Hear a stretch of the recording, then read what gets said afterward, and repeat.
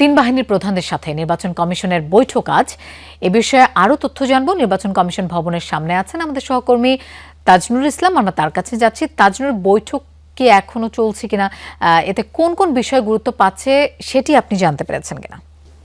লোপা, বৈঠক কিছুক্ষণ আগেই শেষ হয়েছে। 1 ঘন্টা চলেছে বৈঠক, অর্থাৎ 12টায় শুরু হওয়া বৈঠক ঠিক 1টায় শুরু হয়েছে। এই মুহূর্তে আপনি আমাদের ক্যামেরার লেন্সে যেই ফুটেজটি দেখতে পাচ্ছেন সেটি হচ্ছে তিন বাহিনীর প্রধান একসঙ্গে বৈঠক থেকে বেরিয়ে তারা এই মুহূর্তে আসলে গাড়িতে ওঠার যে প্রস্তুতি সেটি সম্পন্ন হচ্ছে এবং কিছুক্ষণ আগেই তারা সেই বৈঠক শেষ করে নিচে নেমেছেন।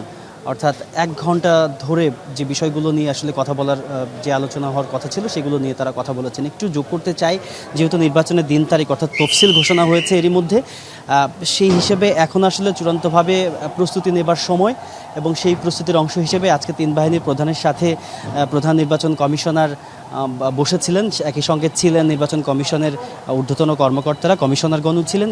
যে বিষয়টি আলাদা করে বলার মতো সেটি হচ্ছে আপনি যেটি বলছিলেন যে কী বিষয় নিয়ে আসলে আলোচনা হলো।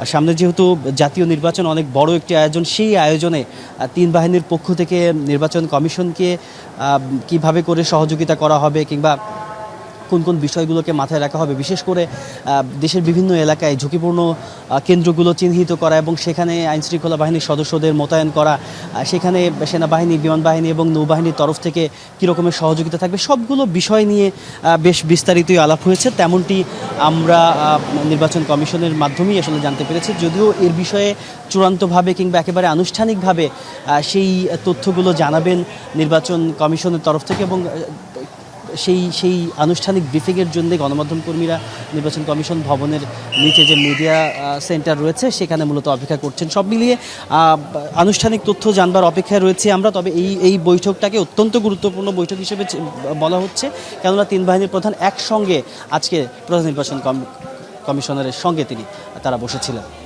তাজনুর, আপনাকে ধন্যবাদ আমাদের সাথে যোগ দেওয়ার জন্য।